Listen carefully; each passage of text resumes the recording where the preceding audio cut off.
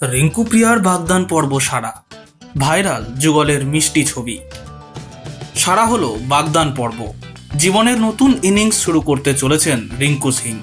রবিবার লখনৌয়ে বাগদান অনুষ্ঠানের মাধ্যমে প্রিয়া সরোজের সঙ্গে সাত পাকে বাঁধা পড়ার প্রস্তুতি শুরু নাইট তারকার। তার ছবিও ইতিমধ্যে সোশ্যাল মিডিয়ায় ভাইরাল হতে শুরু করেছে। সোশ্যাল মিডিয়ায় যে ছবি ছড়িয়ে পড়েছে তাতে দেখা যায় রিঙ্কুর পরনে সাদা শেরওয়ানি ও প্রিয়া সুসজ্জিত হালকা গোলাপি লেহেঙ্গায়।